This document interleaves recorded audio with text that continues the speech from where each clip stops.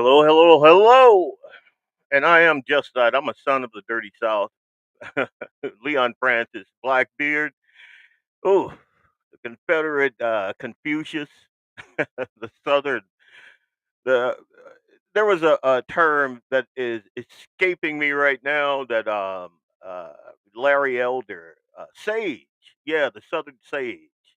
That's the term I'm looking for. But yeah, that song might sound weird coming from a guy from the middle of nowhere in North Dakota. Um, but North Dakota is my second home. I love this state. This state is awesome. But my I was born and bred in Louisiana, Catahoula Parish, Louisiana. Proud of that. Very, very, very proud of that. And I am also very, very proud and happy to be joining the 701 militia, the 701 Guns in the 701 militia, the Guns in the 701 network, the good folks like Jamie Breck and Axe and Clay have given me a chance on this platform to kind of, work in a little bit of my worldview here. And I couldn't be happier. What up, One Shot Cap? Welcome, welcome, brother. Welcome. So today's show is like the initial foray into this whole podcast space. See that I even sound like one of those podcasters right now.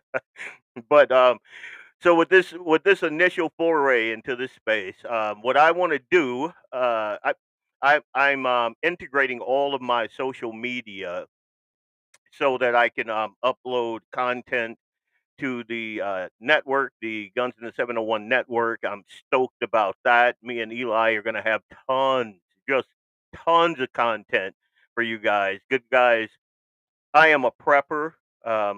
Folks that know me best know that about me. I'm also a Christian conservative. I'm a dad. I'm a Southern boy.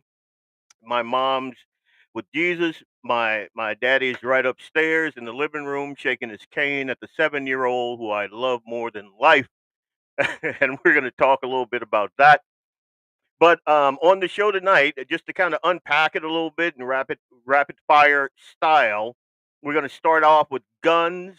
I mean, with God, God, and the rubric that shapes my worldview. So you'll get a little snapshot into my mind, scary as that may be. You'll get a little snapshot in there.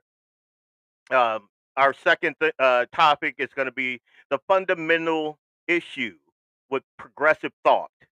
Like, I don't know if you've heard Tim Kain, who was a breath away from being the vice president just a very, very short time ago, he said something that is truly, truly shocking. Truly shocking. Um, the third topic is going to be the Second Amendment and why it's so important. Like, our Second Amendment rights are constantly being abridged and curtailed and little caveats thrown in there. But there's a reason that our founders made that the very second thing they were like, hey, you know what? This is kind of important. And it was, especially when you look at the issue through the rubric of history and what they were doing at the time. That is the key. They weren't out there like with turkey loads trying to get a gobbler. That's not what they were doing. They weren't out there trying to get some deer sausage. That's not what they were doing. So we're going to talk about that. We're going to unpack that a little bit. And then I want to talk about number four. President Trump is signed. Well, he did sign earlier an executive order officially renaming the Department of Defense, and he's renaming that to the Department of War. And I like it. I'm all in for this. I voted for this. So good deal. We're going to move to number five, which will probably get me banned, but I'm going to do it anyway. The gayest, most retarded thing you'll hear on my podcast today. And that's going to be a lot to unpack because, man, I'm not even going to start now. We'll be here for a half an hour. And then I'm going to have number 6, my parting shots, one of which is my view on the UN and them being all wee-weed up about us blasting that Venezuelan drug boat out of the water. I don't know if you saw the video. It is a phenomenal video. And if you are a guy like me, like an outdoors guy, a gun guy, that sort of thing, when you see this and it's through night optics, and when you see that video, man, it does something proud to me. And I heard like there's videos floating around of Venezuelans going, "Oh, we're getting our navy together and blah blah." I bring it, dude. Do you really want that smoke? I don't think so. I don't think so.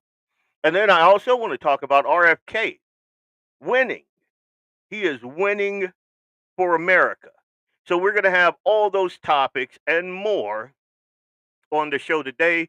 So I'm going to start the show right now um, with God. I'm not a preacher. I do not want to come across as preachy, but I want you to understand my worldview a little bit.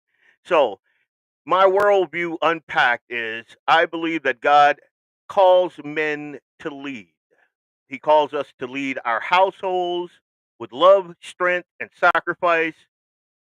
And if we don't step up, our enemy, and that's the enemy of man. And we can see it in today's society, like just across the board. Just turn your TV on. If we don't step up, the enemy steps in. That enemy is an enemy to you, your family, and most of all, he's an enemy to Christ. You have to, as a godly man, and this is my belief, a godly man, you guard your home. You cover your family in prayer and you lead them to Christ.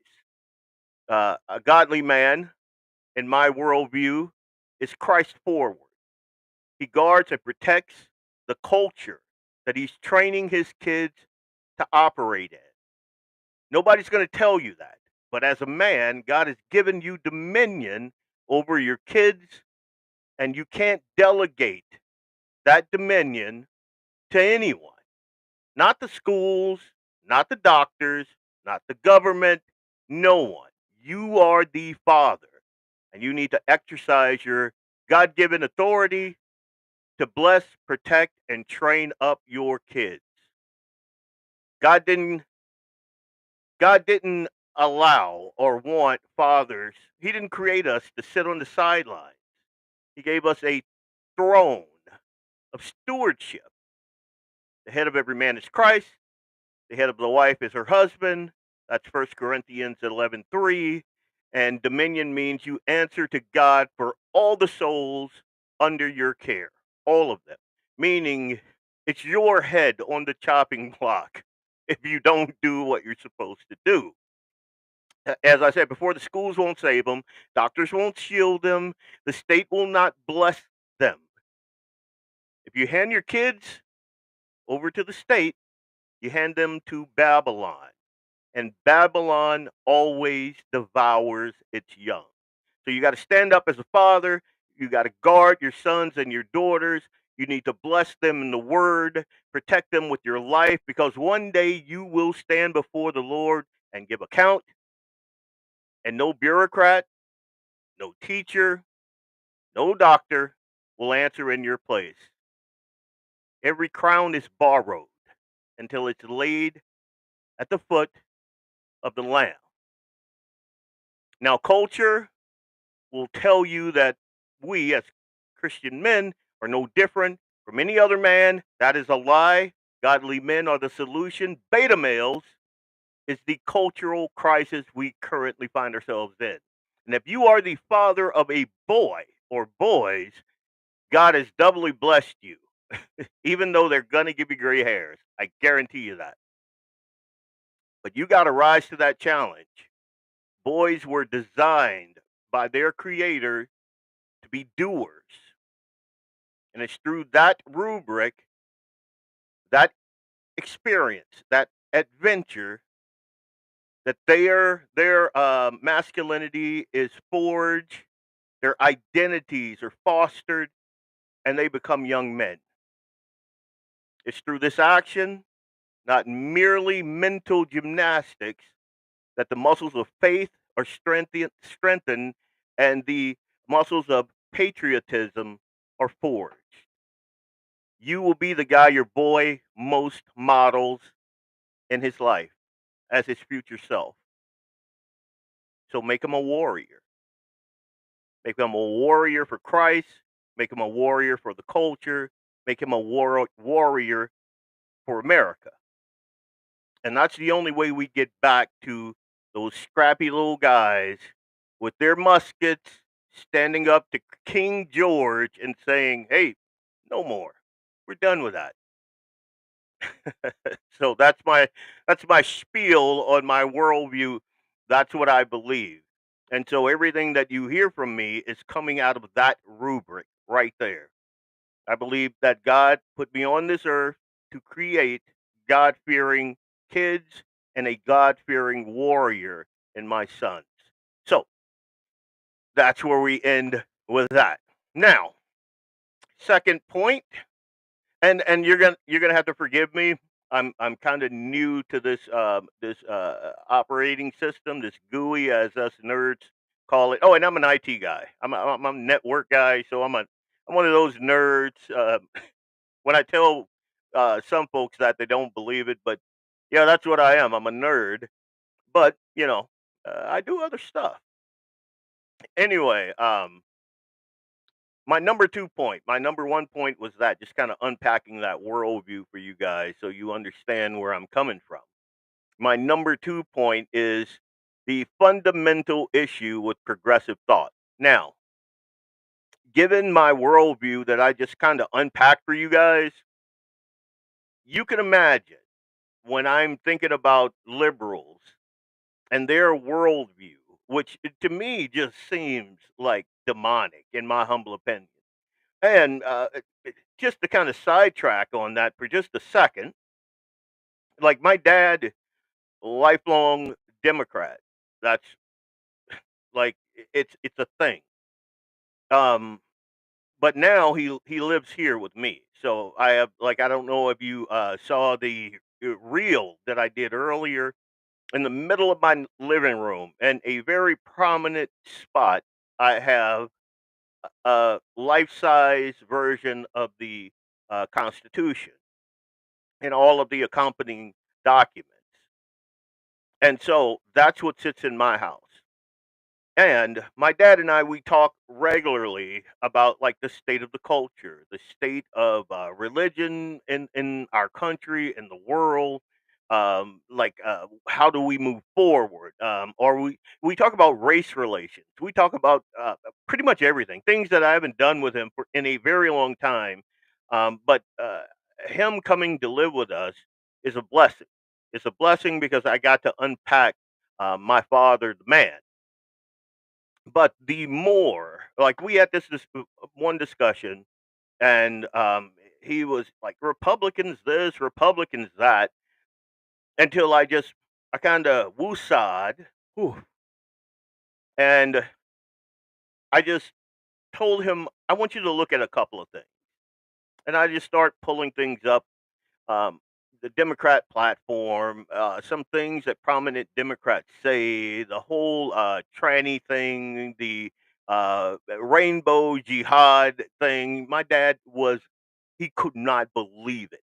And it's because normally he'd be watching the mainstream media. When he's here, we don't do that thing. So, but by the end of the conversation, he actually called the modern day Democrats demonic. And I was happy to hear him recognize that and realize that, he didn't raise some weird son.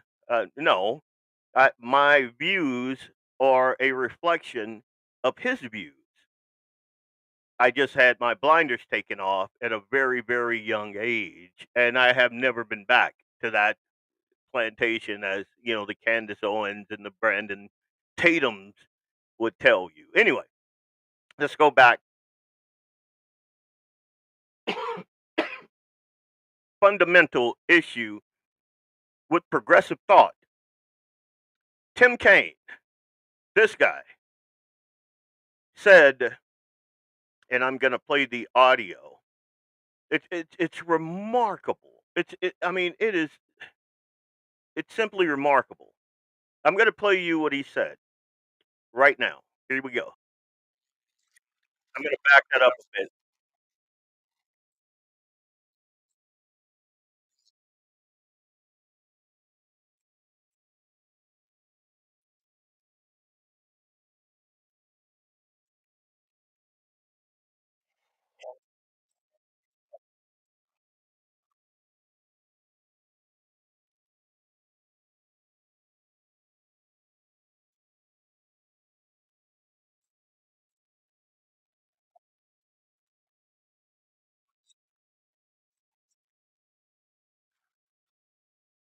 So, right there, that to me is a red flag. That's a red flag because you think about that. You think about what he just said. He said, hang on. Basically, the thought that our rights come from God and not government is troubling. Wait, what? That is incredible to me that a sitting senator from Virginia, no less, he rejects the core principle of our Declaration of Independence, the core principle. He announced that this core fundamental principle of our country, affirmed in the Declaration of Independence, is extremely troubling and theocratic. Everything, in my opinion, is theocratic. It just depends on who the theo is. In his mind, the theo in a theocratic society is government. And to me, so one shot, you could not hear that? Here, give me a second. I will try to. Oof. I will try to, and again, bear with me. I knew that there were going to be some growing pains here. I knew it. Just give me a second here. I'm going to try to pull it back up so that you hear it, so you get the full context of what he's saying. Thank you for throwing that in the comments. What I'm going to do here, give me a second. Uh, I'm going to see if I do this. Let's do this. I'm going to share that, and let's see if we can. Laws and don't come from the government, but come from the creator. That's what the Iranian government believes. It's a theocratic regime that bases its rule on Shia law and targets Sunnis, Baha'is, Jews, Christians, and other religious minorities. And they do it because they believe that they understand what natural rights are from their creator. So the statement that our rights do not come from our laws or our governments is extremely troubling. The notion that rights don't come from laws and don't come. So, until I get confirmation right now, what he said was, and I quote, the notion that rights don't come from laws and don't come from the government, but come from the creator, that's what the Iranian government believes. It's a theocratic regime that, okay, he said he heard it loud and clear, so good deal. Sorry about that, guys. All right, I'm gonna do this. Give me a sec, and we're back to my ugly mug. But basically, so to go back, what he's saying there is government is the creator. Government is the theo, and the theocracy that he wants. And the that is the operating mindset of the progressives, of the Democrats. And to be 100% honest, some rhinos out there also believe this, which is why it's so important to be rooted in the Constitution, to be rooted in that, so we understand that, like Rush Limbaugh used to say,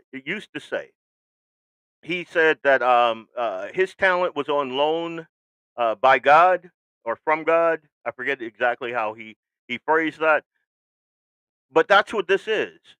The Our Creator endowed us with certain inalienable rights. Understand that the word inalienable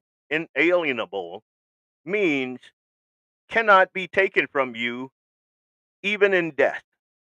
That means it is as much a part of you as me being black and my blood being red. Those are inescapable facts. They cannot be taken from me, even if I identified as a blue-blooded Vulcan from the planet, whatever, Star Trek. And I know that's wrong. I'm going to get so much crap for mixing up that metaphor. But the fact of the matter is, this is what they believe. They believe this. It's remarkable, and it's troubling to me. In my opinion, he should be removed from office. He's rejecting our nation's fundamental, foundational principle because he wants to be king. Like Ragnar Lothbrok, who wants to be the king? He does. They do. In my opinion, there's a single sentence that binds our nation together, and it's this: we hold these truths to be self evident, that all men are created equal, that they are endowed by their Creator with certain inalienable rights. Rights that among these are life, liberty, and the pursuit of happiness. Now, those things are fundamental, and there's a good reason why our founding fathers made such a big deal about that. I think I hear the 7-year-old somewhere. Anyway, I got the camera system up, but oh, okay, no, I see mom is home. My apologies. I have to kind of keep a lookout. Security cameras all over the place in the bunker here, just in case liberals want to do something idiotic. Anyway, back to what we were talking about, the fact that our rights come from our Creator, and are inalienable, and not to mention, and think about this, they're self-evident, supposed to be self-evident. Now, you got to remember, back in that day and time, these types of ideals, when you get away from the King Georges and the tyrants and those folks, this was an abstract concept outside of the folks that came here and thought, you know what? God and God gave me the same thing he gave King George. And if left unmolested, I could have a pretty happy life. I mean, obviously King George, he disagreed. Let's just say that. He disagreed. And he probably still does from whatever fiery seat he's sitting in right now. But that's a whole nother story, and I'm not his judge, so I'm not going to go there. But you got to understand that if your rights don't come from God, they come from politicians, and the politicians will absolutely glom on to that. We saw it during COVID. If there is power to be stolen, they will steal it. And that's across party lines. The only folks that don't that are kind of like hands off the power are the libertarians, but then, there's some issues there too, but I'm not here to pick a fight on the first initial podcast. So I love my libertarian brothers and sisters. I am I my worldview has a lot of libertarian values in it. I'll just say that, and we're gonna unpack that. Not today, not on this podcast, but that will happen. Absolutely. But you just need to understand that if government is your Theo, then your Theo is fickle. I mean, your Theo told us that cloth masks work. Your Theo, and we're going to talk about this later on in this podcast. Your Theo has been lying to you about vaccines and just pretty much everything that is coming out of those three-letter agencies. They kind of lie to you a lot. A lot. When I say a lot, I mean a lot. And them giving you whatever liberty that you have means that they're like Australia or the UK where, yeah, you have free speech, but you can't say these things. Then that's not free speech. That's not even freedom. It's slavery. It's like the Democrat Party when a guy like me with my melanin level comes out and I say something Christian or conservative. Oh, they don't like that. Oh my God, they hate that. They're like, how dare you? You know why? Because they think they own me. Yeah, there's a meme, and I use it quite frequently. That especially when Trump got into office and he started actually caring about Black lives because Democrats do not care about Black lives. If you think they do, I have some stories out of D.C., Chicago, and New York that will just put all that craziness to bed. But the fact of the matter is, Democrats haven't been this upset since Republicans took their slaves away and made sure that they stayed free. So anyway, I hope I did not just turn off a bunch of folks that would have listened, but it's the truth. So what Democrats want for this country is not freedom. They want slavery in disguise. They want to give you bits of what they want you to perceive as freedom and then keep a ton of the power for themselves. One of the reasons I love North Dakota and states like North Dakota is ultimate freedom. Right now, we homeschool our kid, the 7-year-old. He's learning the way God intended him to learn. And in this state, we have the freedom to do that. Not to mention the freedom not to be to touch grass every now and then. Like you go to the side of Chicago, those kids don't get to touch grass ever. They should. I do believe that there's a causal link between touching grass and being a Democrat. There's a there's a thing there that just does not jive. It's like holy water to vampires or something like that. Garlic to those guys. That's what it is. Anyway, that's not freedom, in my opinion. Government giving you certain rights, the way Tim Kain believes, and I cannot believe he actually said that out loud with a straight face. It's crazy. That's not freedom. That's slavery in disguise. Now, let's move on to my number three. Good gravy. I hope I can get through all these. Number three, we're going to talk a little bit about the Second Amendment. Now, especially in light of horrific shootings like in Minneapolis, and they are always selective um, outrage when it comes to any of this. Like with Black Lives Matter, it's always a selective outrage. So you got to keep that in mind. And with me, my blinders automatically filter that out. So when I hear some fat politician talking about we got to do something, even if it's Trey Gowdy, a guy who I at one time really, really admired. Even if it's someone like him, my filter comes on and I go, is this liberty or the other thing? And if it's the other thing, yeah, I don't want to hear it. I'm not there. That's not that's not what I'm about, you know. Like if you heard my intro music, I'm a son of the dirty South. That's picking switches. That's what I and my switches are for godforsaken liberals and progressive politicians and idiotic people like that, idiots as we call them in the South.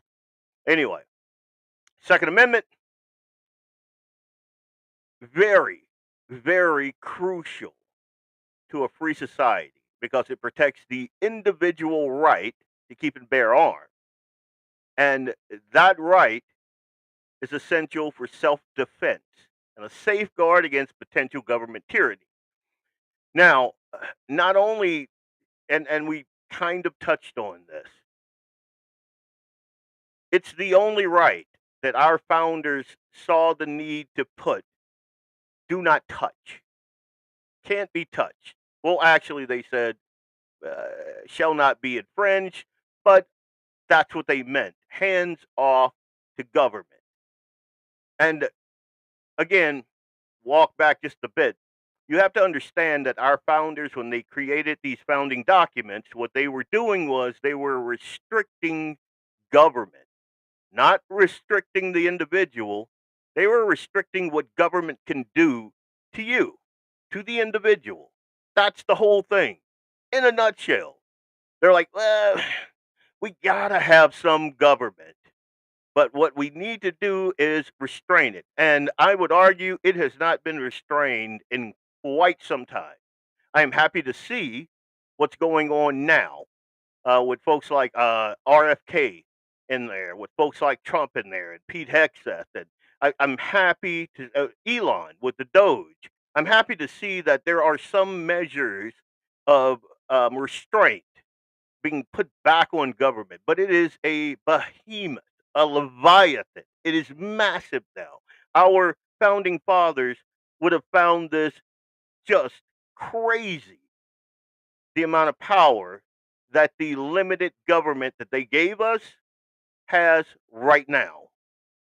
Now, our Second Amendment is like our First Amendment, our freedom of speech. It was meant to be a check on government and a means of preserving personal and societal security. What you have to understand is where this mindset came from, why they would have thought this way at that time.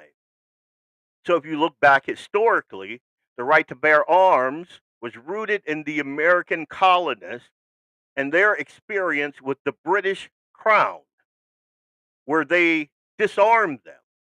And it was used as a tool of oppression, which is why you'll have some loony left wing nut job do something horrific.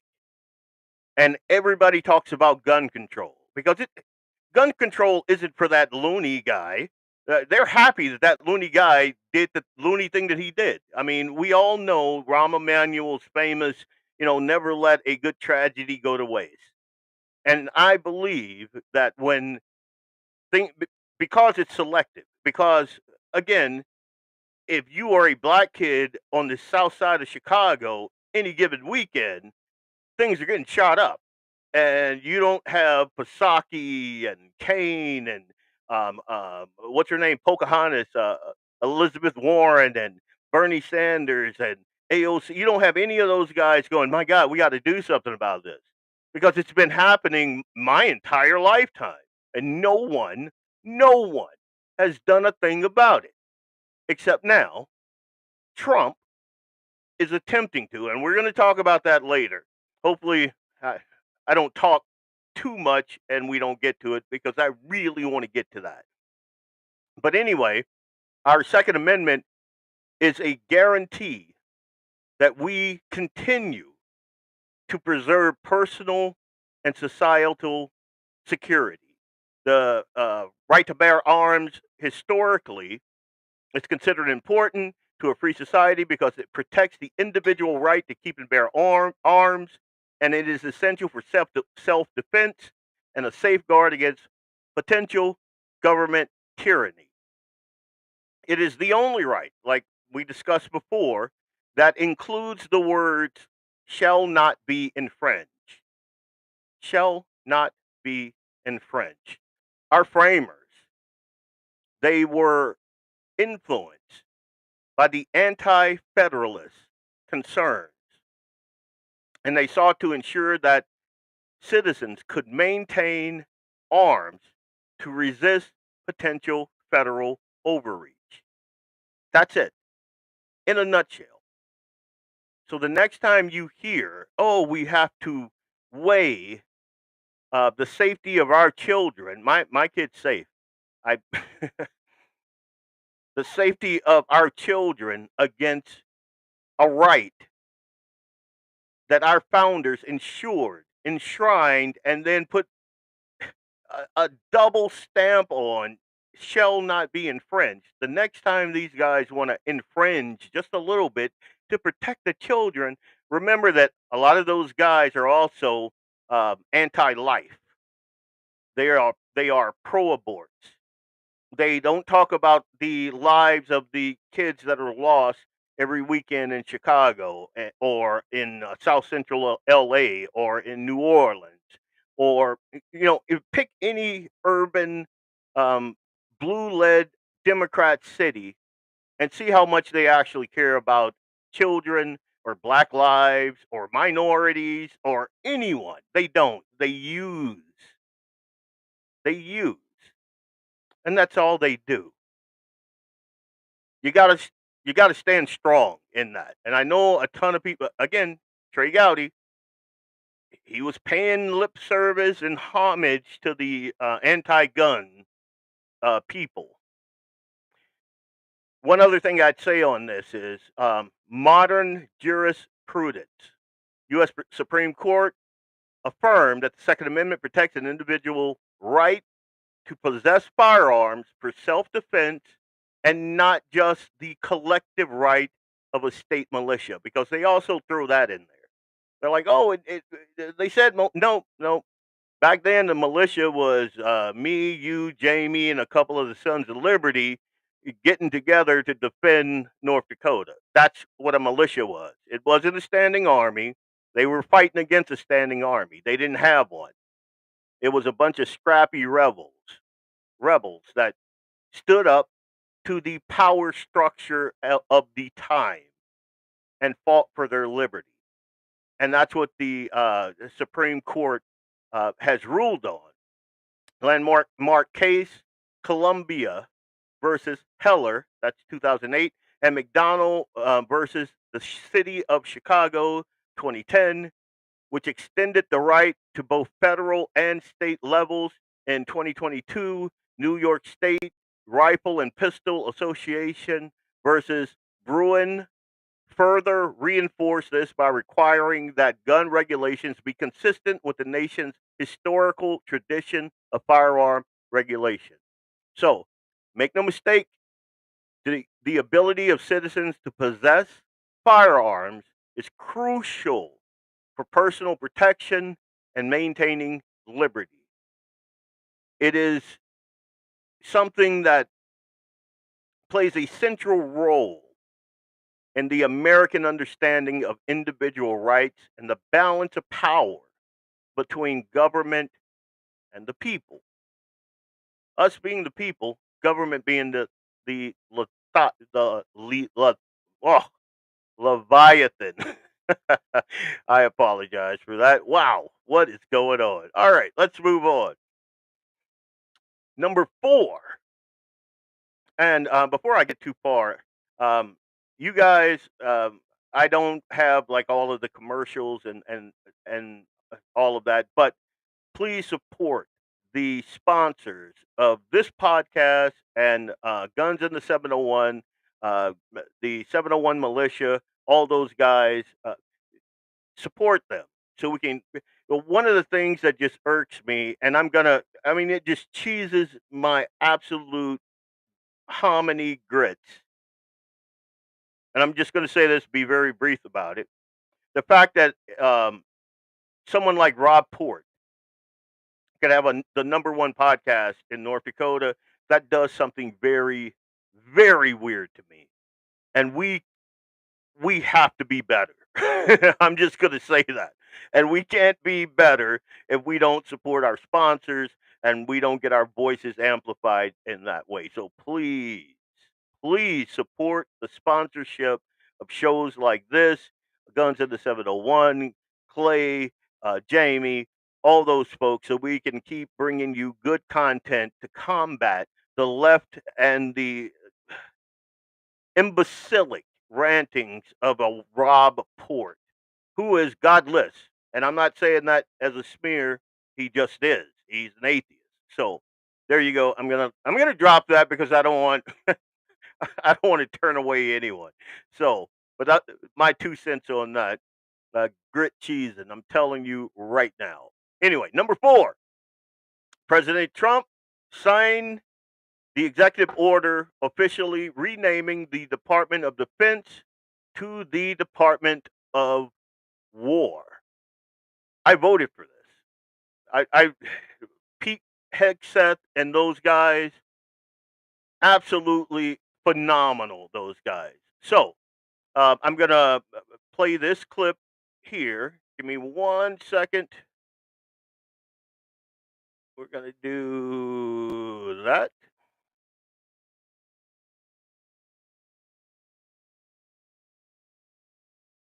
And let me know in the comments if you can hear it. The Department of Defense. To which you said that just doesn't sound right. So maybe next time we're here, my card will read Department of War. We'll see. But it's not, here's the thing, here's what people miss.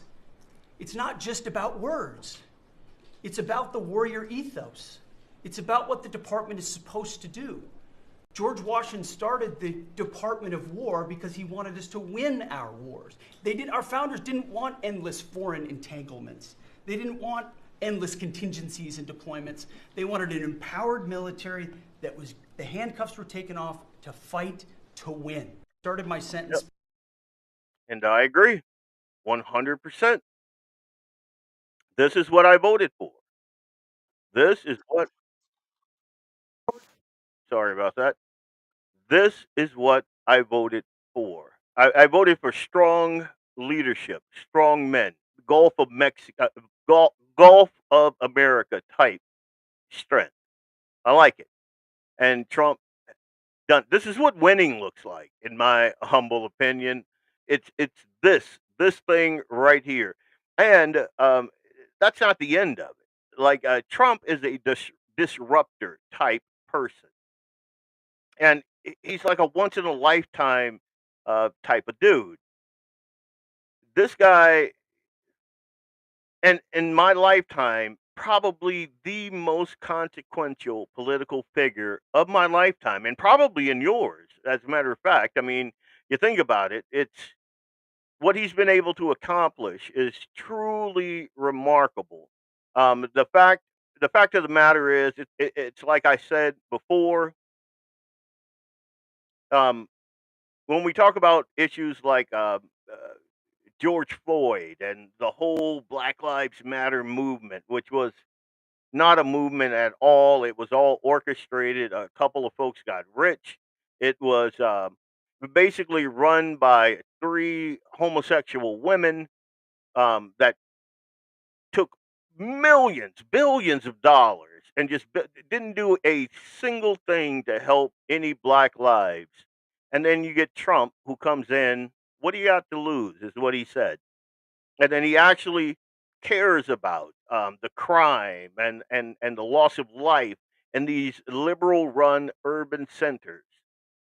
As a matter of fact, one of those liberal run urban centers is Chicago. And Chicago is just a special kind of. I don't even understand. I don't understand the mindset of folks that would vote for the people that. I mean, the last mayor that they had, I called her Beetlejuice because you saw her.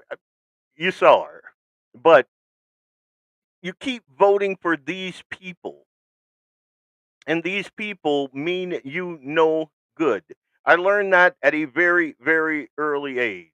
Very early age. I was still. I think I might have been a teenager in Louisiana, and I noticed that every election cycle, you get all these Democrats that come circling around the ghetto, and they're promising this, and they're promising gold streets and milk and honey and like a chicken in every pot, and it sounds great. And they get everybody in the ghetto wearing their shirts, and that, and then after the election, nothing. You look around, still got graffiti, still got Tyrone selling crack up the street, still got Shaniqua with her 5 baby daddies down there, and uh, nothing ever got better. Nothing. And then, and this moves me to number 5, and it's the gayest, most retarded thing you'll hear on my podcast today. Uh, then you have people like this, and this is the mayor of Chicago. Give me a second here. That was not the right thing. Give me 1 second here. The I listened at people like this guy, and it amazes me that anybody will listen to him, and let alone vote for him.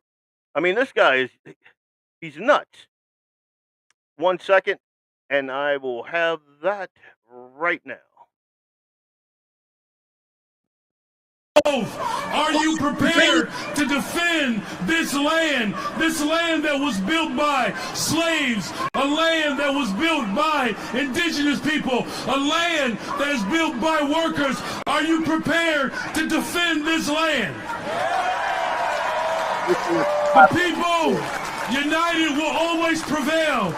I need you all to stand firm, to stand strong.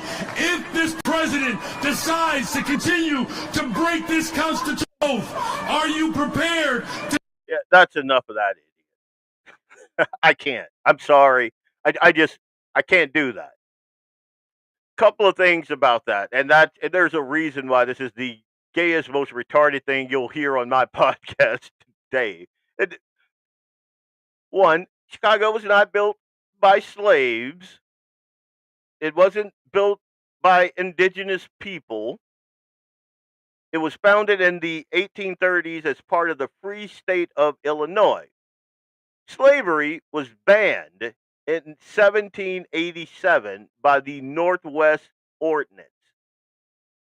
So, its early development, this is Chicago, was based on free settlers, immigrants, entrepreneurs, and all of that good stuff.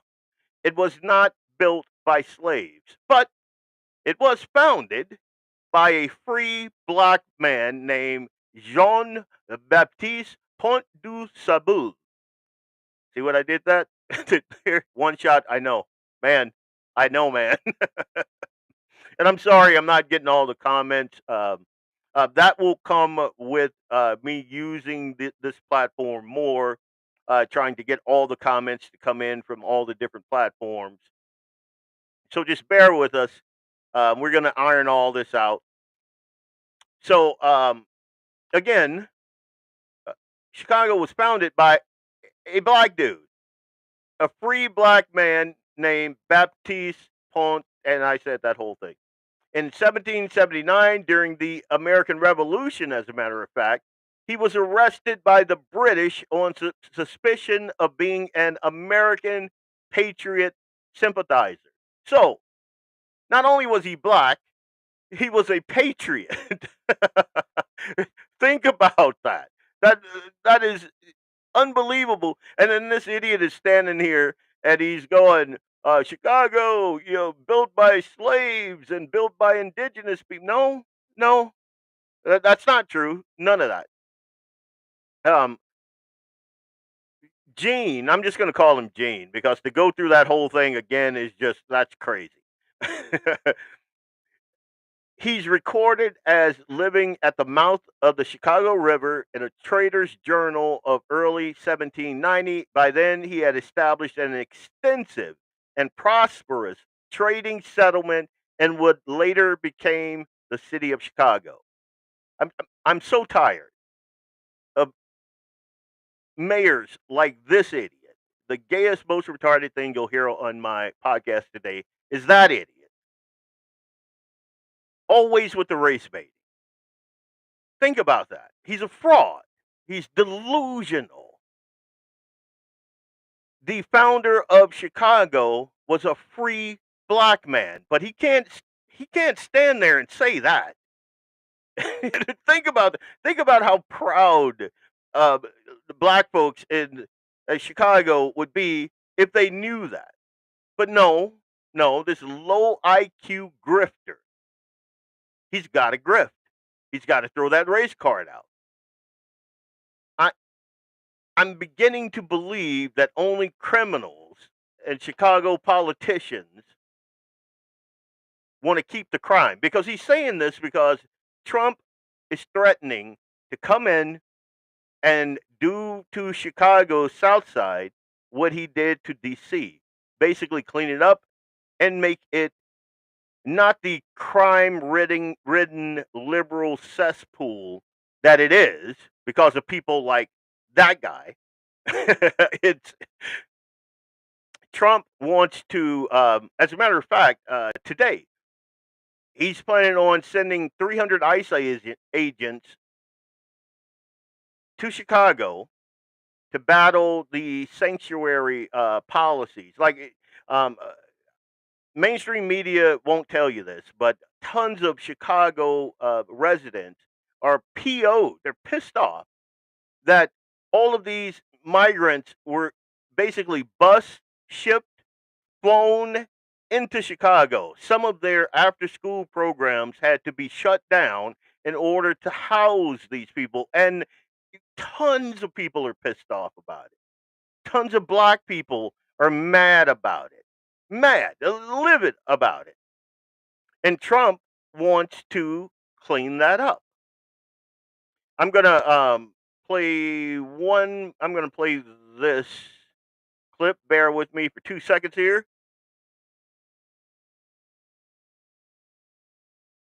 We're gonna. So Pritzker says, if you hurt my people, and again, politicians being politicians, if you hurt my people, nothing will stop me, not time or political circumstance, from making sure that you face justice under our constitutional rule. Pritzker, who never met a peanut butter sandwich that he didn't devour. That guy. But I want you to listen to this. Now, that city's Democratic, This it's not just the National Guard. Multiple sources telling Fox News that ICE agents are set to move into Chicago for an immigration crackdown. Now, that city's Democratic leaders are expected to resist, but many locals, like our next guest, say is a long time coming. Bashan Tunsil will join us in a moment, talk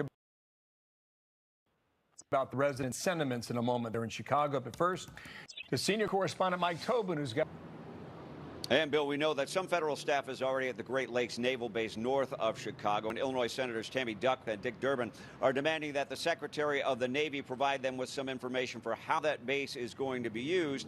And then a meeting of North suburban leaders was told that some 300 federal agents are expected in Chicagoland. Now, the mayor of Broadview, a suburb to the west of Chicago.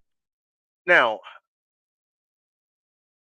so I wanted to play that just so you can have some context. I also want to play this. Now, I recorded this Monday.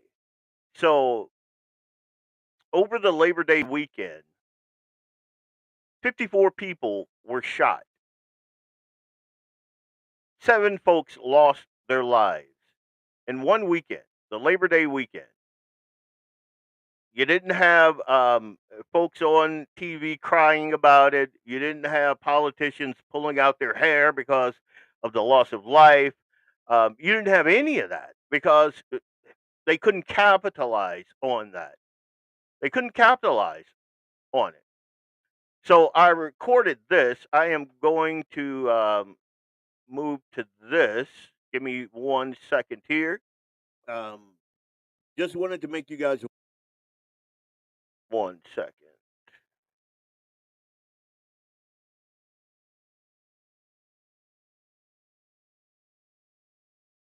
Right here. So I recorded this on Monday. Just wanted to make you guys aware that in Chicago over the Labor Day weekend, 54 people were shot. 7 of them died. Now, this is in a blue lead urban area. They've had protests to keep Donald Trump out. They say he's a fascist. And from all indications, everything that I've seen, Donald Trump actually believes that Black Lives Matter, and these Democrats leading these urban hellholes do not think that Black Lives Matter. I want you guys to keep that image in your head of 54 over the weekend. 54 people shot, 7 dead.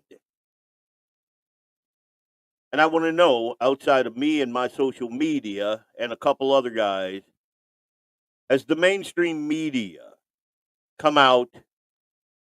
Did Psaki cry about the loss of Black lives? Did you hear that? Did you hear Newsom or did Fox News and Trey Gowdy come on talking about restricting gun rights after this weekend?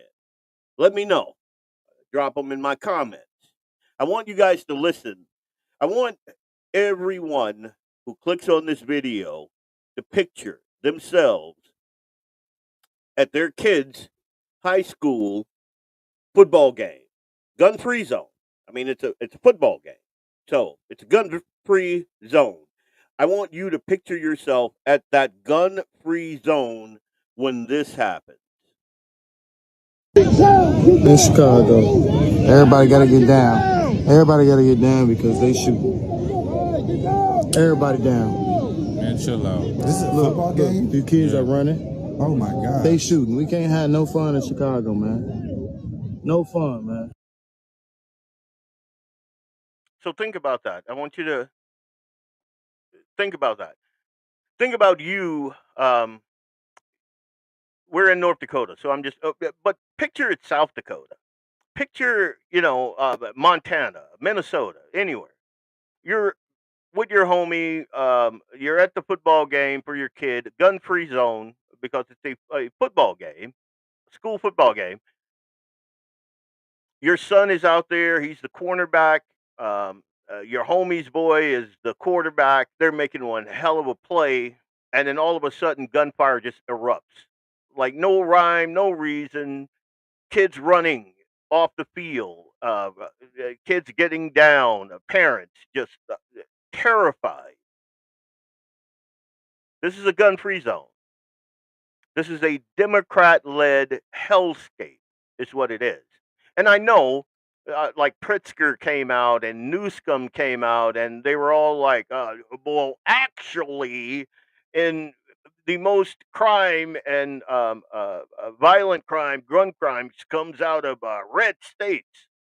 Well, that's true, but it's a lie of omission because true, the state might be red, but all of the crime comes out of the blue urban led cities. That's where it's at. That's where it's at. Which is why I am so adamant about folks taking their Second Amendment right seriously. I remember, and this is just a small caveat, detour. I remember in the Mall of America, This is when uh, I've been kind of a gun guy for a very very long time, but I never pushed it on my wife. I you know I'm gonna protect her, yada yada yada. The day all that changed was that day in Minneapolis at the Mall of America, where I saw that Muslim guy pick up that, I think, 6-year old and throw him off the top of the balcony there, like 2 stories. Miraculously, the kid lived. But the thing that just shocked me was people had their cameras out. People had their cameras out. We had video from multiple angles of this idiot doing this horrific thing. People had their cameras out. And I told my wife, "Wait a minute. I think we just had a glitch or something." Because it tells me that I have just joined. I don't understand what's going on. My mic is muted while you are backstage. I don't understand that at all. Can you guys hear me? So we're gonna work through the kinks. My apologies. I Let me know if you guys can hear me. Here, we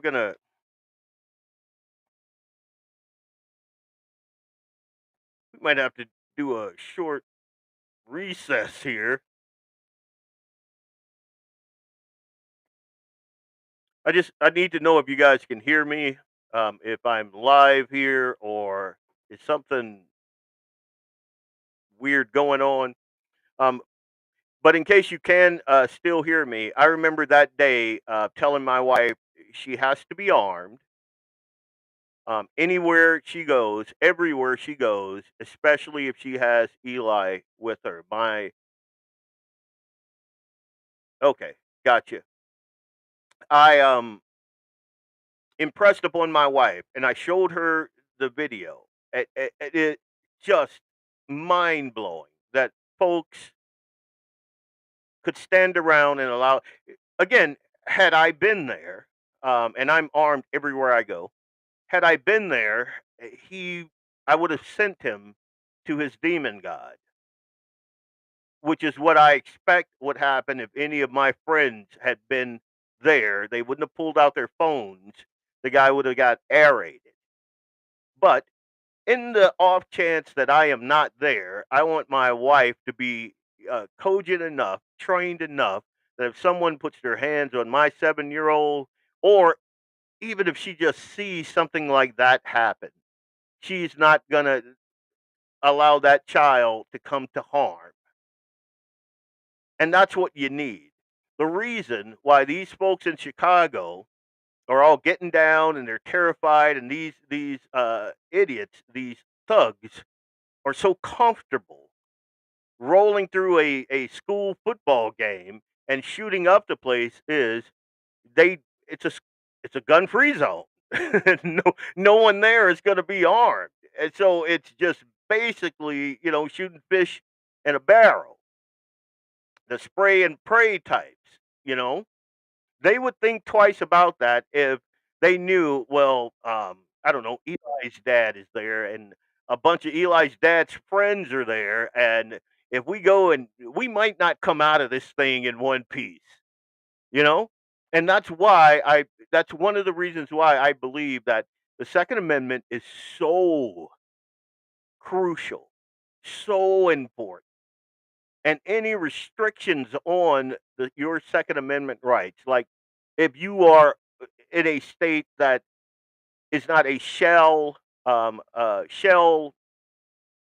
give you a concealed carry or a constitutional carry or an open carry. If you're in one of those cities, y- you are in danger. You're in real, because if I'm a criminal, I know that. I know that the straight laced, law abiding people in this area cannot fight back. And that's what happened at that football game. nobody could fight back because they're all law-abiding people, and the law says you can't have a firearm. Think about how crazy that is. You cannot protect yourself. It's against the law for you to protect yourself. Folks are shooting at the school. You're in Chicago, Southside. So that's a thing that's probably going to happen, but you are not allowed. I think about what would happen if one of those fathers, like, put his family on the ground, stood up, and took a shot at one of those idiots, those thugs. What would happen to him? He'd probably be in as much trouble as those juveniles, and they tend to all be juveniles that do this sort of thing. The older gangsters kind of know, well, if I do that, they're going to put me under the jail. But if Jerome over there, who's 13, does it, he'll be out in a couple of years, or he might even get probation because they don't want to kill his dreams, by sending him to jail where he belongs. But that's another issue altogether. What I want you to do is picture you at that football game, enjoying the game and seeing your kids out there, and then that happens. What do you do? Who do you blame? Something to think about. A point to ponder, as I like to say. So we're going to move on because that's a little depressing, and I'll go forever on that. Trump wants to get in there and get rid of the crime, and Pritzker and that other idiot. They don't want him to come, and the amount of gaslighting is just off the charts. Trump is a tyrant. He wants to come in and take away your freedoms and whatnot. No, and if you had two brain cells to rub together, you'd understand that none of that is true. None of it. But that's what those folks got, and it's the reason I don't live in like I left Louisiana. I love Louisiana, but the areas where we lived, uh, you know, in a lot of areas, especially those blue urban centers where you very rarely touch grass, they're not a place to bring a family into. My wife and I, we moved to Kansas City. Uh, at first, like, we were in North Dakota and we were researching, Kansas City because I was going to get my MCSC. That's an IT degree at a school down there, and we already had two of our kids. They were very very young, and we were researching, best places. So we were looking at like uh, where the rent was low and this and that. All of that was a lie. I'm going to just tell you right off the bat, nothing they put on that website was true. But what we ended up doing is going in there, finding out we broke our lease. I mean, I think the first day we set my son down, and when I picked him up, I smelled weed, and he was chewing on a weed cigarette. But that's a whole nother story. And like, there were shootings every other night. It was horrible. It wasn't until we moved to North Kansas City that we had some peace, and rent was astronomically high, and this and that. But the point that I'm making is these urban centers are not conducive to one, raising a healthy family, and two, it seems to me that there's some type of mental blockage when you're in an urban center and you're being taken care of with subsidies and all of that stuff. Uh, there's a tendency not to do the things that God intended you to do. Like, one of the reasons why we are raising our son, Eli, out here in God's country under open air in the country in the middle of nowhere is because I want him to be normal. I don't want him injected with 78 vaccines that are going to muddle his mind and make him autistic. And on that note, later on we're going to talk about that. RFK, in that hearing he mentioned the study that I've known about for quite some time, where they took um, uh, kids that were vaccinated, I think up to 6 months or something to that effect. They got all their vaccination versus a subset of kids that were not, that had them staggered out, and it was like 80% of the black kids that they had vaccinated to the hilt, because that's what the doctors told them to do, had autism, and like almost none of the other group did.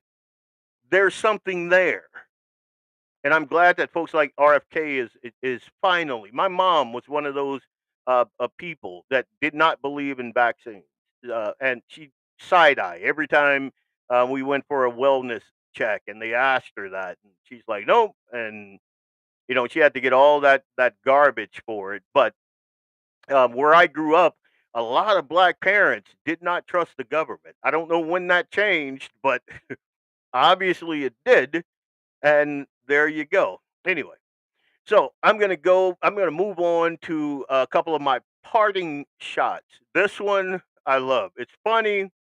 You got to forgive some of the words that are used. I think I bleeped them out successfully, but so Donald Trump, and this is one of my parting shots. Donald Trump, Pete Hegseth, and all those guys protecting America.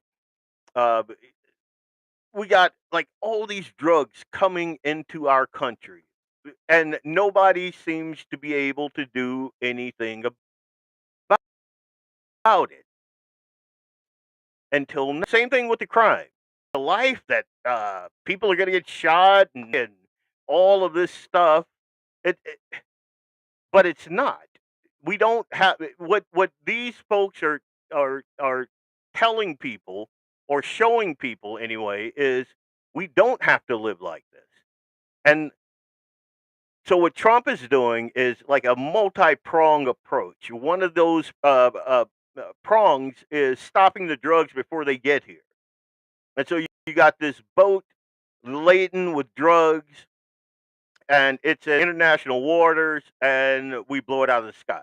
And then, oh my God, the media is like, oh, they're a boat of tourists and blah, blah, blah. The UN is like, oh my God, you can't do that, this and that. And I'm going to just tell you right off the bat, Marco Rubio has been a very, very pleasant surprise.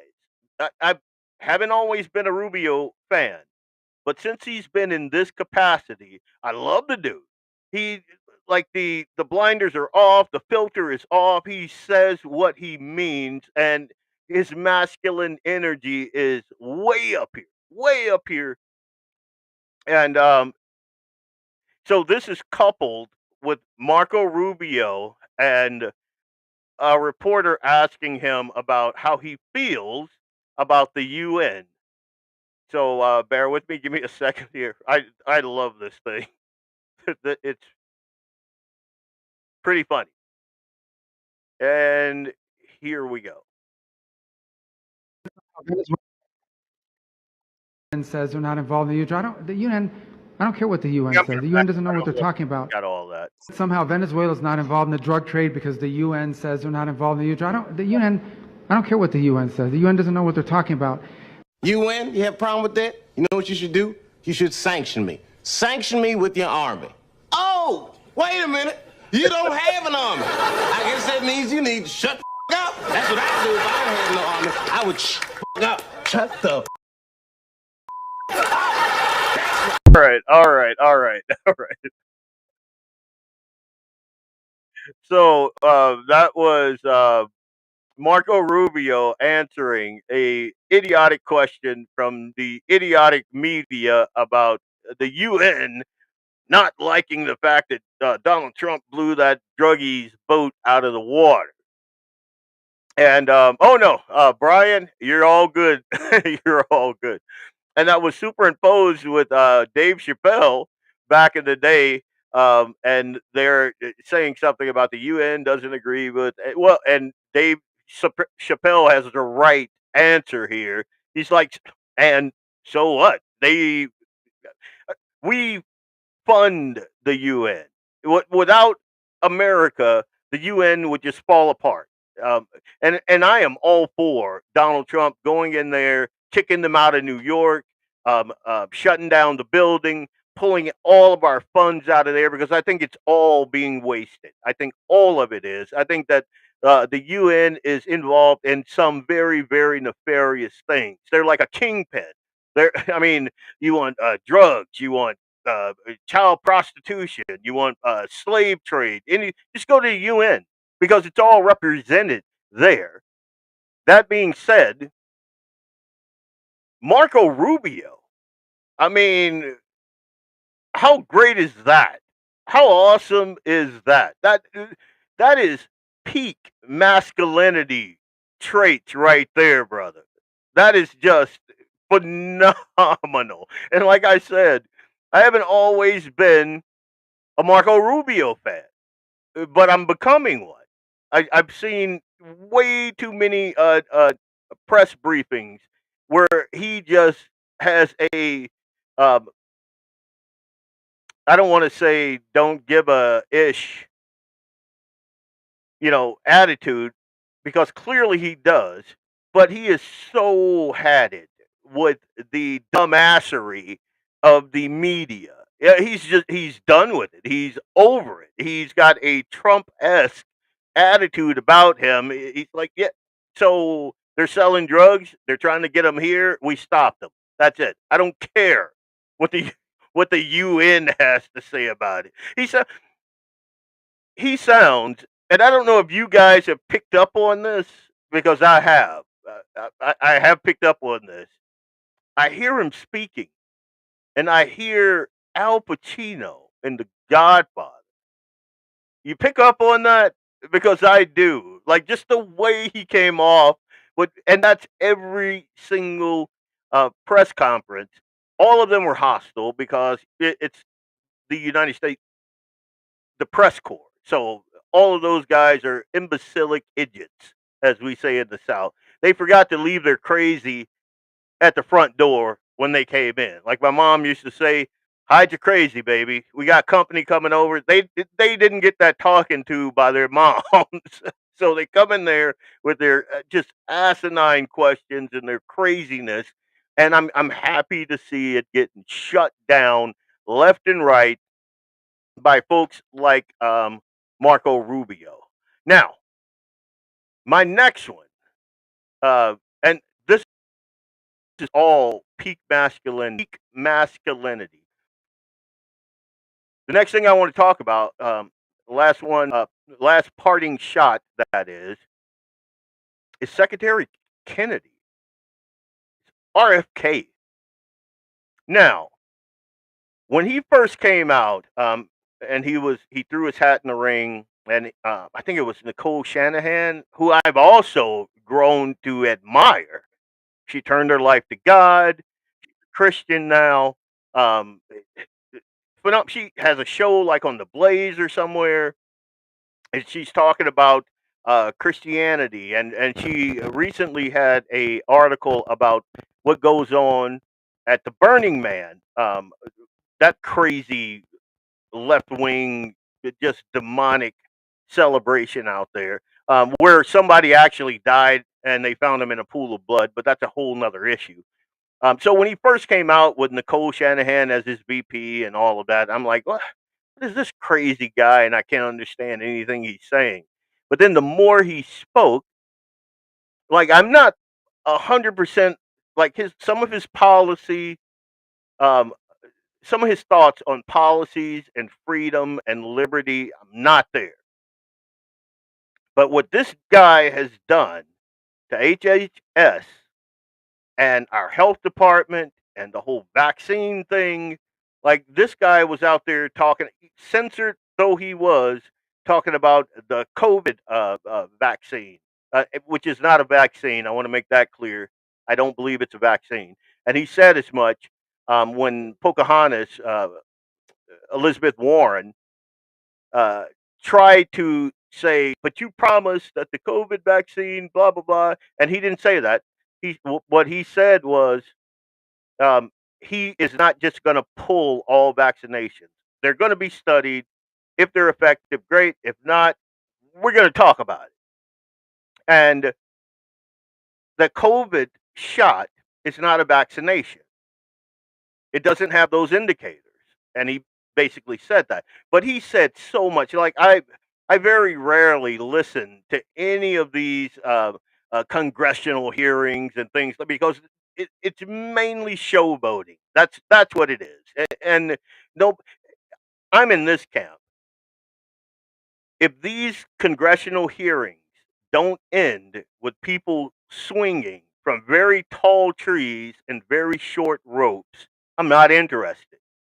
I'm just, dude, I am not interested because it's all for show. But Secretary Kennedy, he's firing people. I believe some people should go to jail for what they put us through the COVID thing. And not just that, not just through COVID thing. I think people should go to jail for what they did with this whole tranny thing. I mean, if you are in the medical community, and all of them did, the CDC, HHS, the thing for the kids. I'll think about it in a minute here, but all of them came out with this just absolutely crazy. Generations are rolling over in their grave because these guys came out and said that little boys could be little girls, and we're supposed to just take that. We're just supposed to go, oh, okay, against everything that everyone has known since the beginning of time. These people say, well, we're all in agreement, and everyone is supposed to go, oh, okay. The the people that told us that cloth masks stop a respiratory disease, those people, we're supposed to listen to them and go, uh, okay. But what I'm going to do here is I'm going to play a couple of clips from this hearing, and you guys can drop your comments in the comment section. We're going to talk about some of the things that he brought up, and man, my hat's off to him. He took it like a champ. Like he came out of it. Most of the time, you get our squishy Republicans that go into these things and they're tongue tied. This dude was vaccine injured and he can't even speak clearly, but he decimated these liberals and a couple of Republicans that were trying to find fault in what he is doing. And what he's doing is making America healthy. Like some of the statistics that he was bringing forth, I had never heard of them, but they're true if you research them. And so, what we're going to do now is we're going to listen to a couple of clips from sickest country in the world. We are the sickest country in the world. That's why we have to fire people at CDC. They did not do their job. This was their job to keep us healthy.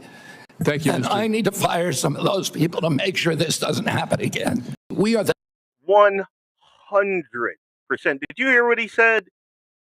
We became the sickest country in the world. He said earlier in this clip. This clip doesn't show this, but he said earlier that when his uncle was president, they spent, I think, zero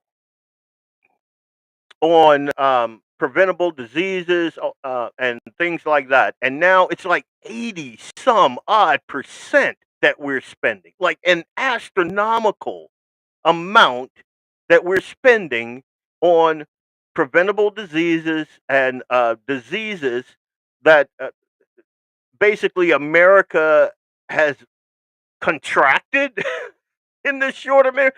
And you got HHS that's supposed to be making us healthy. And what he's saying is they failed miserably at their job. And he's right.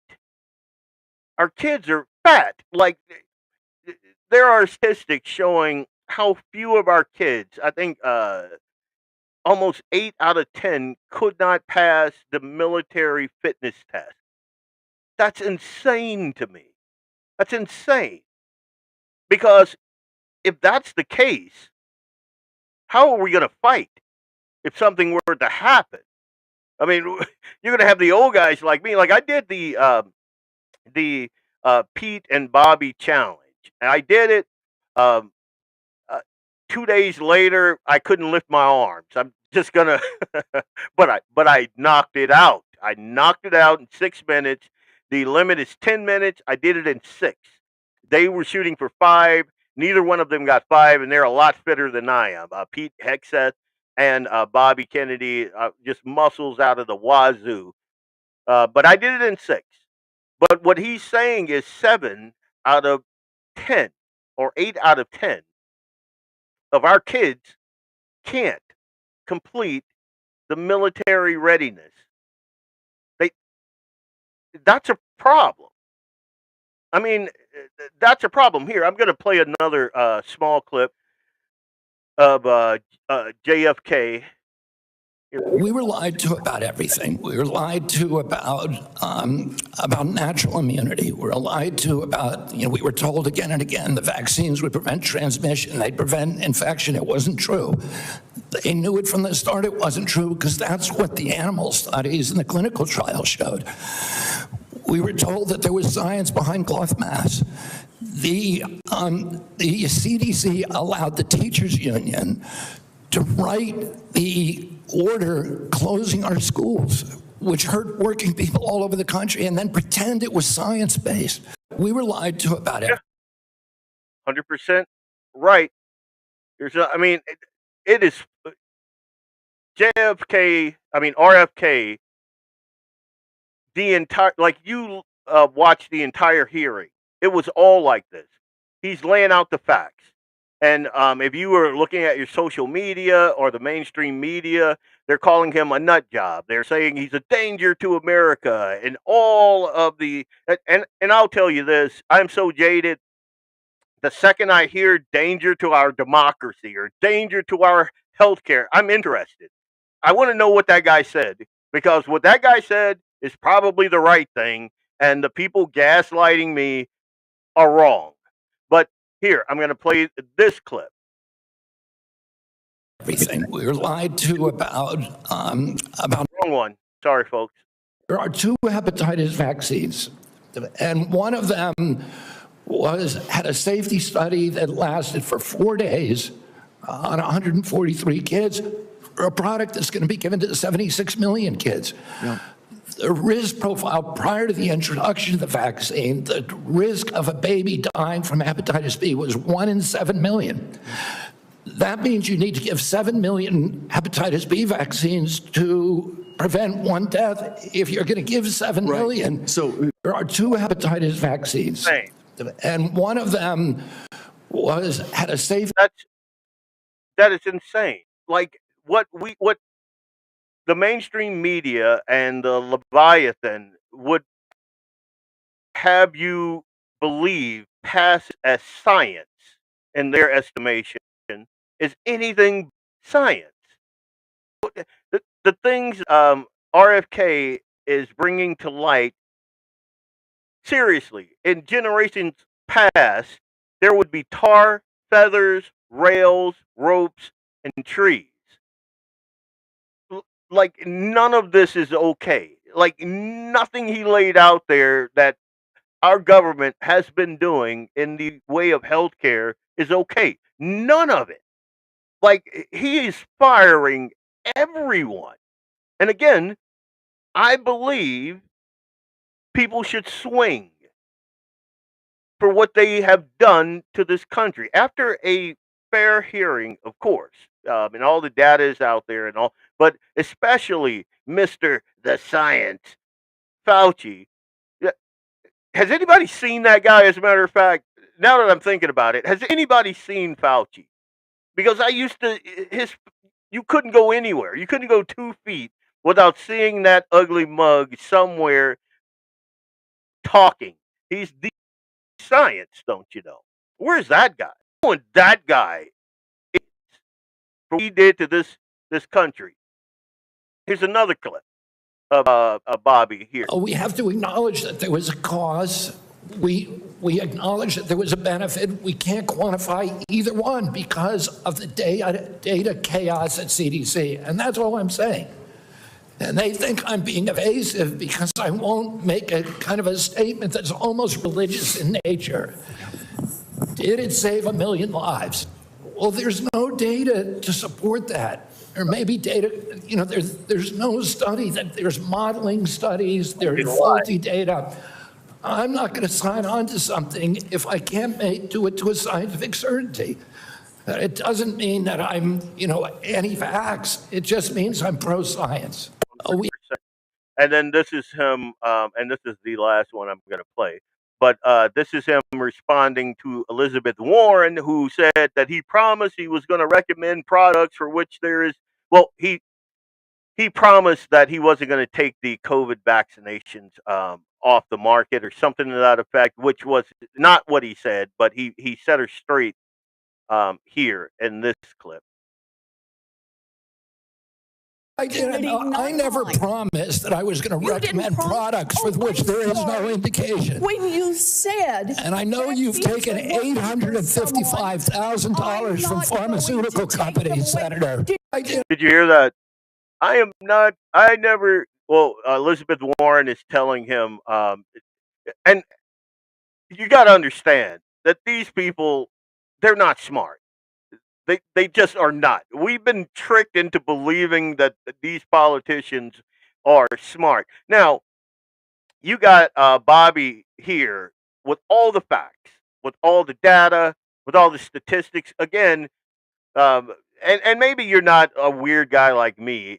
You could sit through and listen to all of this. But the fact of the matter is that there was not a single point in this entire congressional hearing that Bobby was on the back foot. He pressed forward because he knew he had the facts on his side. He had the actual science on his side. He had truth on his side. So he was 100% confident. I don't think I've ever seen anybody as confident as him in a congressional hearing. And they were throwing everything but the kitchen sink at it. And then you have Elizabeth Warren saying basically, but you lied. You said that you wouldn't take the COVID vaccination. And what he's saying is, it's not a vaccination. He's saying that he never promised that he was going to recommend products for which there is no indication. And that's the truth. They still, and you notice that little parting shot with Warren, that she took $880 some odd $1,000 from Big Pharma, and pretty much everybody at the Hill did. I was looking at something. The American Academy of Pediatrics, dedicated to the health of all children, on their webpage has like the corporate donors, Merck, Moderna, Sanofi, and Pfizer. So why do you think the American Academy of Pediatrics would be pushing for all these vaccines? Why do you think? Like, it's a no-brainer. It's kind of like back in the day when you had your trusted news sources brought to you by Pfizer. You remember that? Does anybody remember that? We were being lied to. We were being gaslit. We still are. I mean, they just move on. Like, the news cycle is just crazy. They gaslight us. They lie to us. They obfuscate facts. They promote fiction, and then they move on to the next manufactured outrage that they're gaslighting us with. It is maddening to me. And I want it, guys, I wanted this first show to be not controversial. I wanted it to be a soft foray into, like me, Blackbeard, into this whole podcast space. But man, the more the more you know, the more pissed off you become because you understand this worldview. Steve Day says it best. This is the spirit of the age. It's an old demonic presence. And again, I said at the beginning of this podcast, I am a Christian conservative dad. That's my background. So my worldview, that's the rubric that I'm looking at the world through that rubric. And what I see is um, dishonest political actors with demonic overtones in everything that I see. I see people like Elizabeth Warren, and I'm just like, ugh. I I see people like what's that idiot's name from Texas, the one that talks like a ghetto Shaniqua, but she went to a $1 million prep school. That idiot. I just and it jades me. The thing that keeps me grounded is I touch grass every day. I got the 7-year-old. We're out there. We're doing things. We're causing his mom to lose hair follicles, and it's great. I love it. He'll never come in contact with the Pfizer. As a matter of fact, the last wellness check we took him to, and I don't. He was a young kid, and they were giving me side eye about one.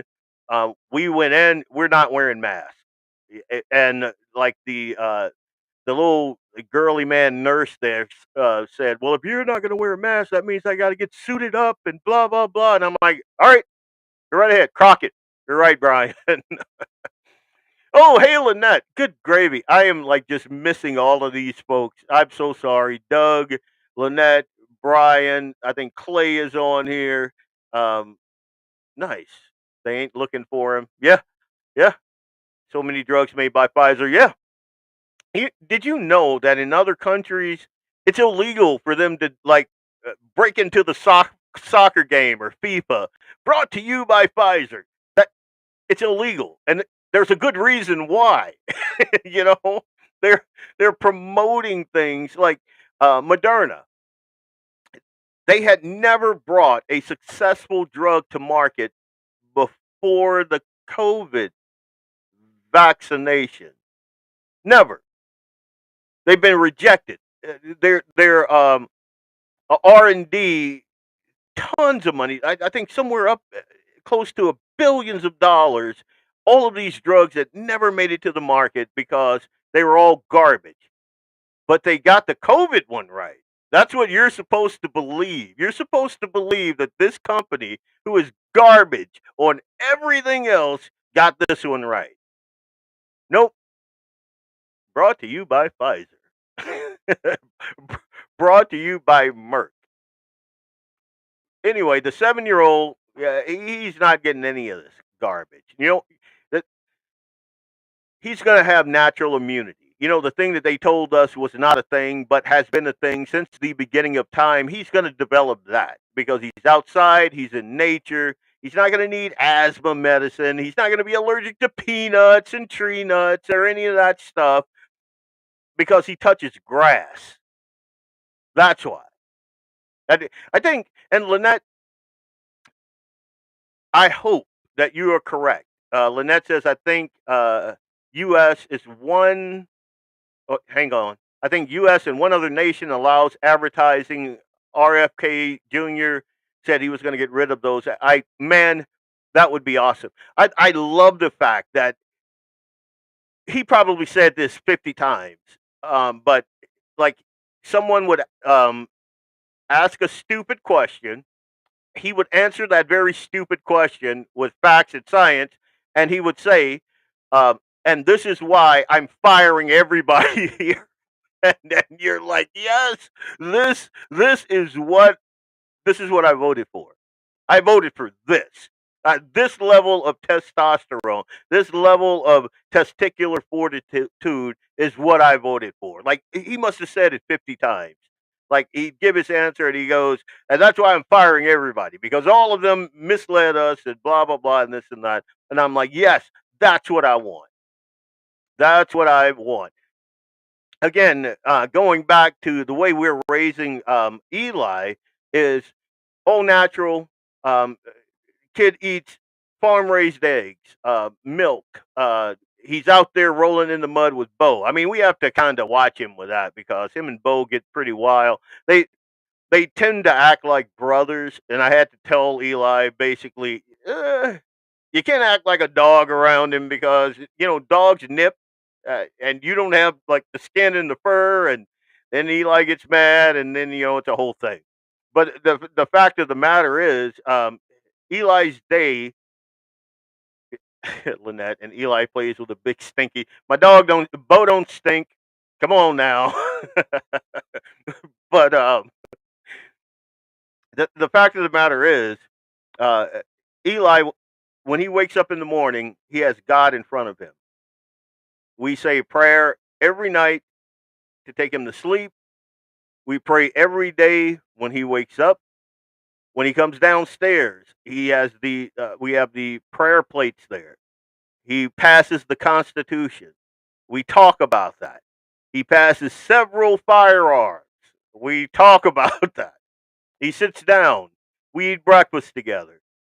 We pray about it. We talk to God about, our day. Thank him for the blessing of life. Thank him for the blessing of living out in God's country and touching grass and all of that. Thank you for his mama, who is a northern girl.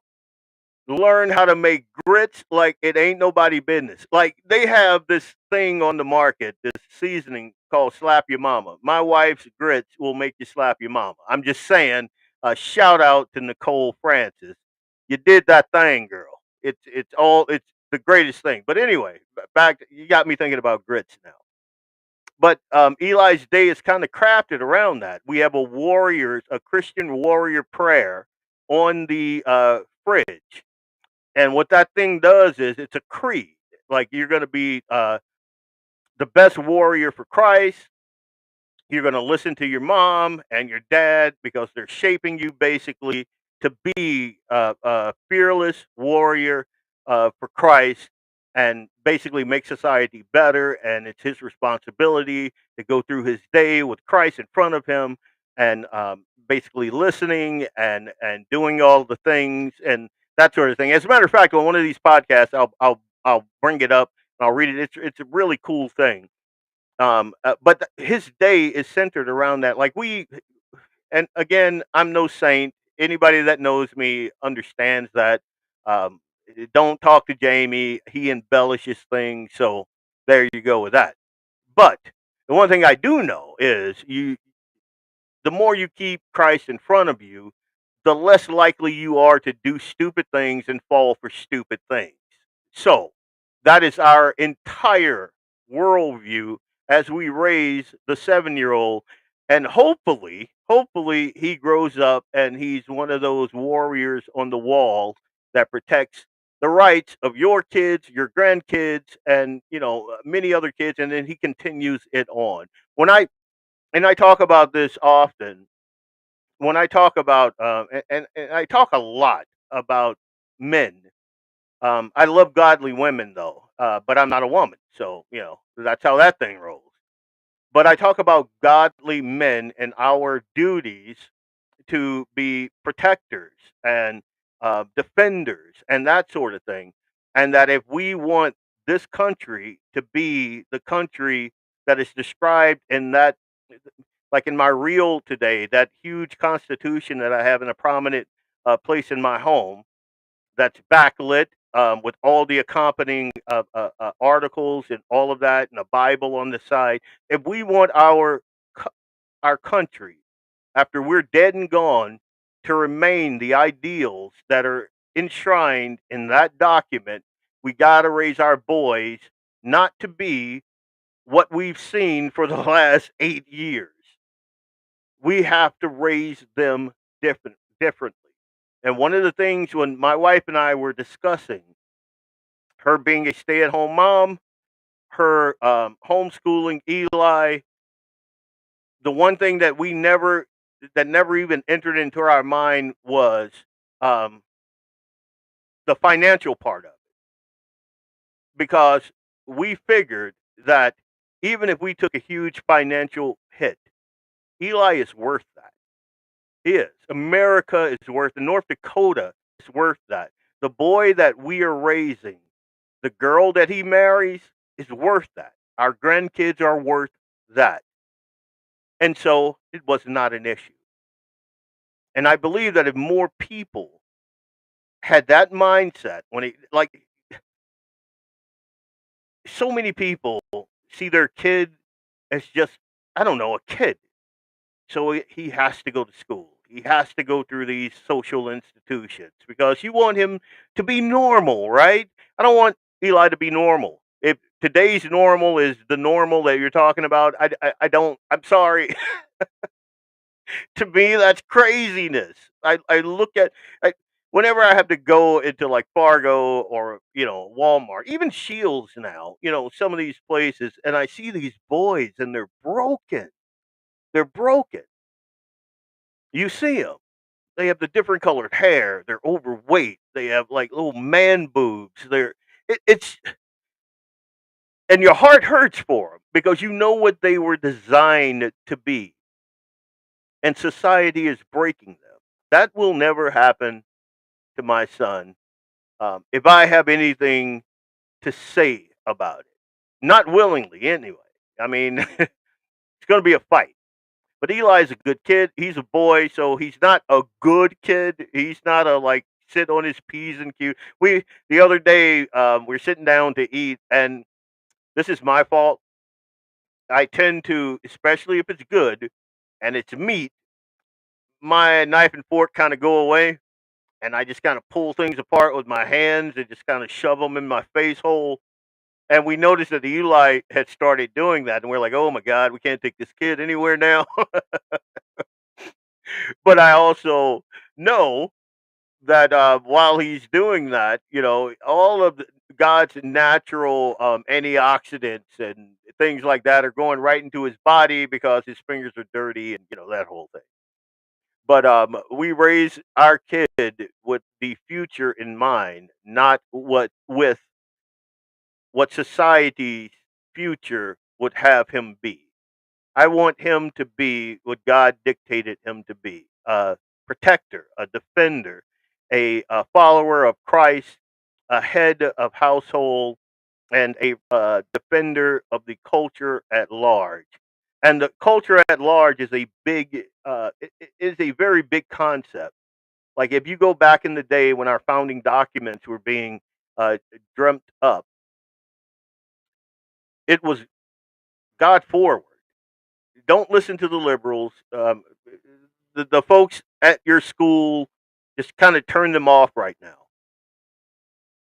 Our founders were God forward.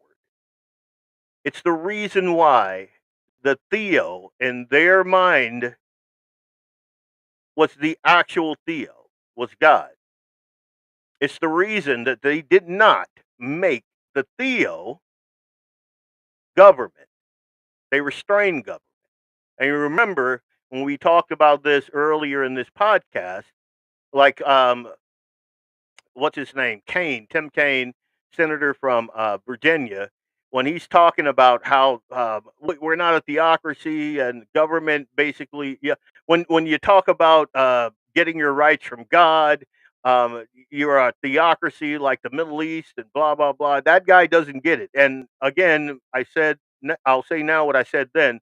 That guy should not hold elected office because what he said in that clip, I should find that thing again. What he said in that clip defies what we were built, what this country was built upon. Just so the folks that came late to the party, I am going to play this one more time and then I'm done with the clips. Give me 2 seconds. This to me is just unbelievable. So here is Tim Kain. He was like just a couple thousand votes away from being vice president. Listen to this guy. The notion that rights don't come from laws and don't come from the government, but come from the creator, that's what the Iranian government believes. It's a theocratic regime that bases its rule on Shia law and targets Sunnis, Baha'is, Jews, Christians, and other religious minorities. And they do it because they believe that they understand what natural rights are from their creator. So the statement that our rights do not come from our laws or our governments is extremely troubling. Think about that. That is a sitting senator. He was going to be vice president.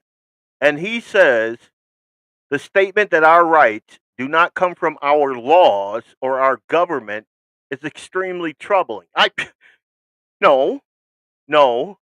I think that the sentiment that he is expressing here is extremely troubling.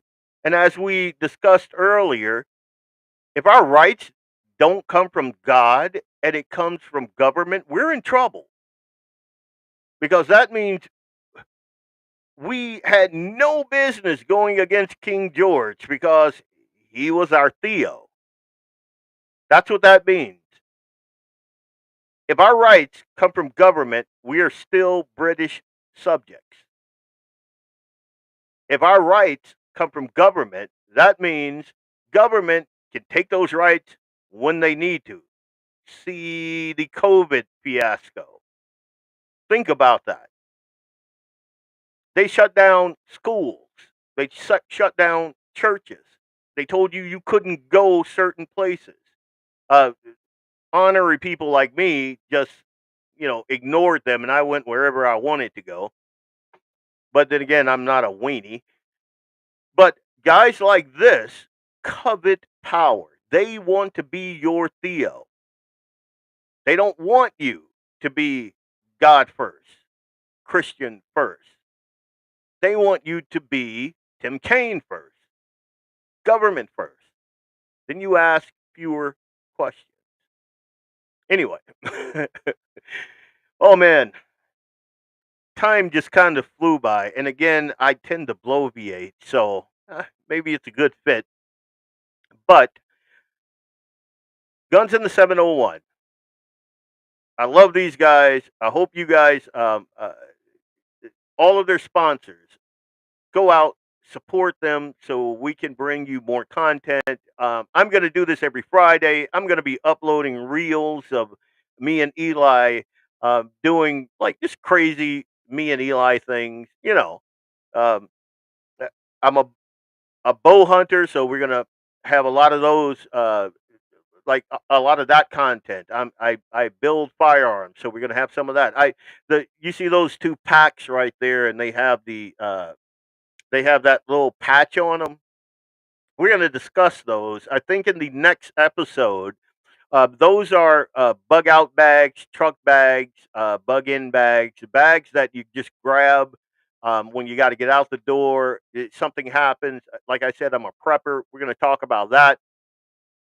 But I have you can't see it, but I have a whole desk sitting over there. And one of the shows that I'm prepping for is how to fill up one of those things. Like if you come into my house and something happens and you see that patch that says "come and take it" on there, that's a bag that you can pick up and go, and you will be okay for 2 weeks.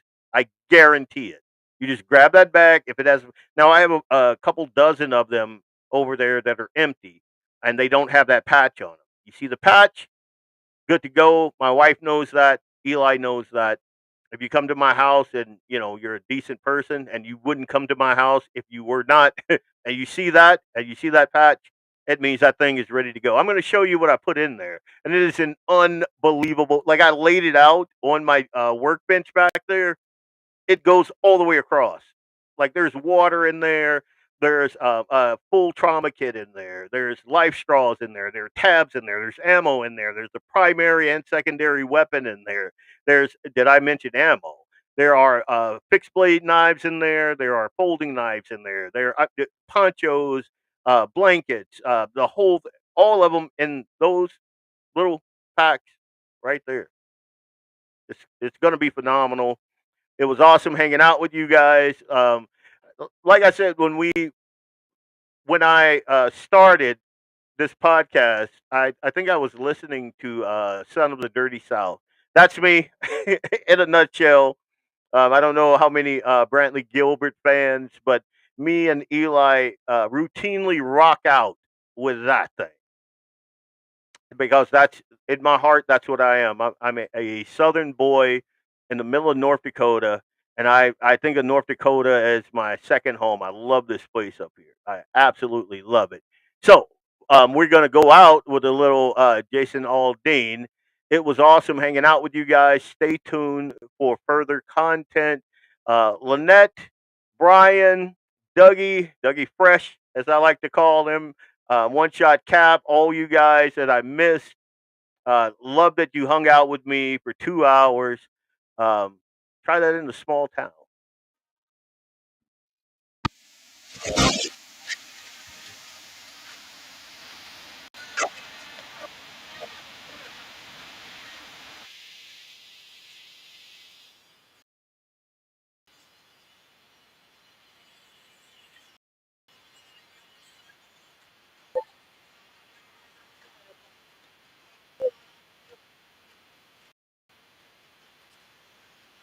Like cuss out a cop, spit in his face, stomp on the flag and light it up. Yeah, you think you're tough? Well, try that in a small town. See how far you make it down the road. Around here we take care of our own. You cross that line, it won't take long for you to find out. I recommend don't try that in a small town. God bless, guys. Good night.